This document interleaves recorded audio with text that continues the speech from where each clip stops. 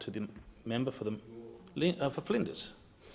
Thank you, Mr Deputy Speaker. I rise to speak on the National Reconstruction Fund Corporation Bill of 2022, which establishes the National Reconstruction Fund Corporation with approximately $15 billion to invest in so-called priority areas of the Australian economy.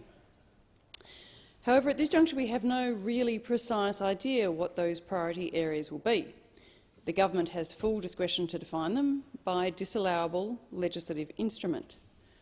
We do have some idea about 7 priority areas that have been mentioned so far, those being renewables and low-emission technologies, medical science, transport, value-add in agriculture, forestry and fisheries, value-add in resources, defence capability, and we've heard AUKUS thrown around us, though Labor had come up with it, and enabling capabilities such as robotics, artificial intelligence and quantum. But it's fair to say in Labor's land anything could be a priority area really, and nothing is ruled out. It's one of those speciality policy areas at which the Labor Party is so good, in which everyone thinks they're going to win a prize until they realise it's just the usual suspects who are going to take home the loot. In terms of spend by priority area, we aren't much clearer there either. There's been some suggestion that there will be $2 billion for renewables and low emissions technologies, $1.5 billion for medical manufacturing, $1 billion for value adding in resources, $1 billion for critical technologies, $1 billion for advanced manufacturing, and only $500 million for value adding in agriculture, forestries, fisheries, food and fibre. Makes you wonder what they did wrong. Make no mistake, Mr Deputy Speaker, I do support these industries wholeheartedly that the National Reconstruction Fund Corporation will target, but I think we need to do that by creating the right circumstances in the Australian economy, by creating a context which supports investment, rewards effort and hard work, underpins commercialisation and invests in scientific endeavour. Governments should go down the path of picking winners only with caution, care and hesitation.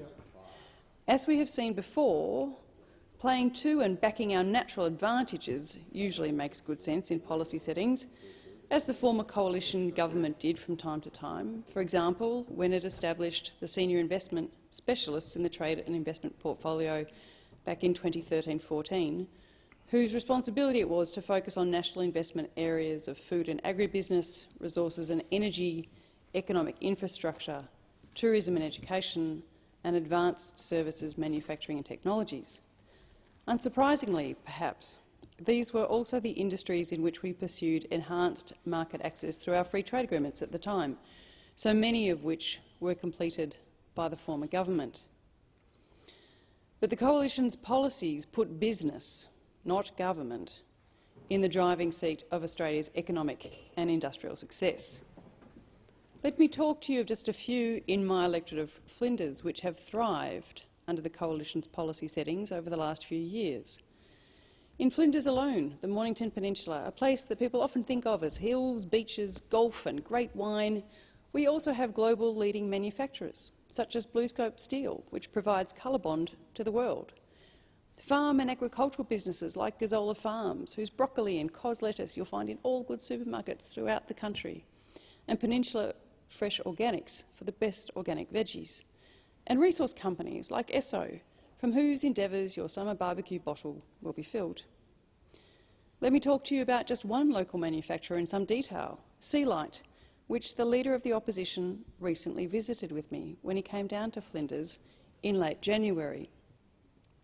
Sealight is a specialist in maritime transportation, headquartered in Somerville, that's in the northern part of my electorate, and it was founded back in 1982 by the remarkable Chris Proctor, among a few others, a local inventor and industrialist, in his garage, no less. Today, Sealight is a technology leader of a global scale in both the design and manufacture of marine aids to navigation equipment, including marine lighting, navigation buoys, marine floats, port entry lighting systems, lighthouse lighting equipment, and monitoring and control system software. Sealight designs and manufactures marine aids and navigation equipment with manufacturing and office locations not just in Australia now, but also Singapore, the United Kingdom, Colombia and the United States. Sealight and its distributors service over 100 countries across the globe, And when I visited their manufacturing base in Somerville in mid-2022, I could see they were about to send products and goods all over the world, the Gulf states, all through the Indo-Pacific, and of course to my personal favourite, the Maldives. The amazing, dedicated Sealight team services the global marine industry through the efficient design of solutions that withstand the toughest of ocean environments. And the company employs many locals in the Somerville and Hastings area of my electorate, some of whom have been with the company for decades. You'll be lucky to see their navigation buoys all over the world. When you look out port side or starboard in any kind of vessel, you'll often see a large round buoy with a big light on top, guiding you safely to shore. There's a good chance it's from Sealight and from my local town of Somerville.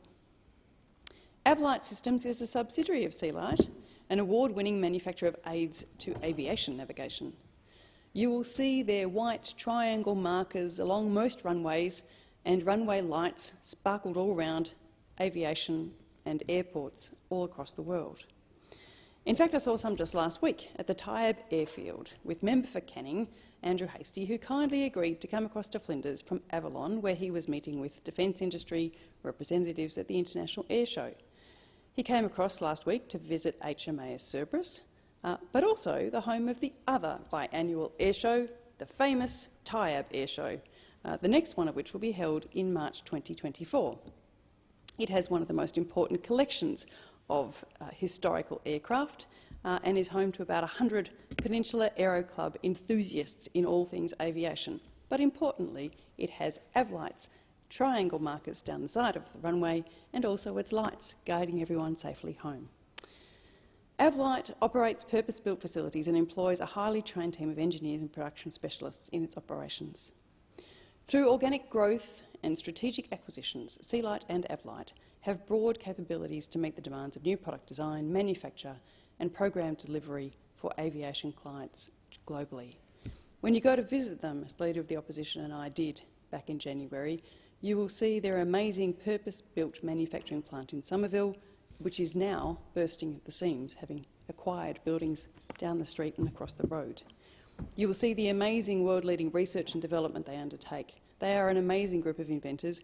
Indeed, they had to become amazing inventors when their supply chains collapsed under the COVID-19 pandemic. They are experts in in-house surface mount technology, electronics and robotic assembly lines. They have an in-house rotational moulding and injection moulding capability, which is a marvel to be seen. And they have in-house high-precision injection mould toolmaking as well. Sealight has recently become part of the global SPX Corporation, a manufacturer of products that guide vessels safely into ports and harbours all around the globe. That parent company, SPX, is based in Charlotte, North Carolina, and has approximately $1.5 billion annual revenue in 2019 and over 4,500 employees in 17 countries. I am so very grateful to Managing Director Michael Walker and his team for taking Peter Dutton and I on this amazing tour of their Somerville plant. And I also recognise and shout out to Chris Proctor and his fellow founders for creating such a magnificent local business, taking its wares to the world.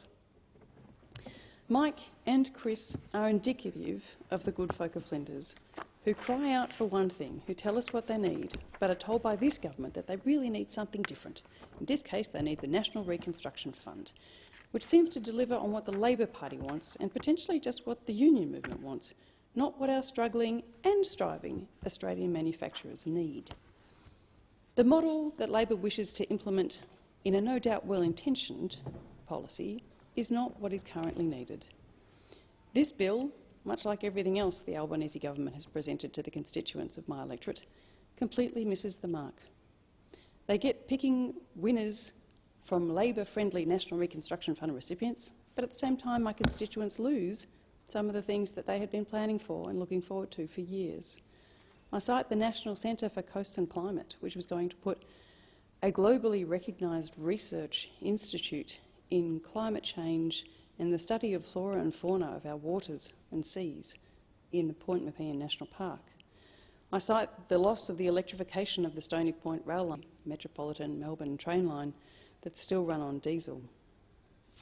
I cite the other thing they've lost, which is funding for the Jetty Road overpass, which has recently been deferred out to 2026-27, even though the good folk of Rosebud have been expecting that since at least 2019, if not earlier. They are losing funding for mobile black spots, they are getting no help with the cost of living, and all they are seeing is skyrocketing energy prices, land tax from the Andrews Labor government. The people of Flinders and its manufacturers and its agricultural businesses are not being given the support they need by this government, and nothing in this bill proves that statement wrong.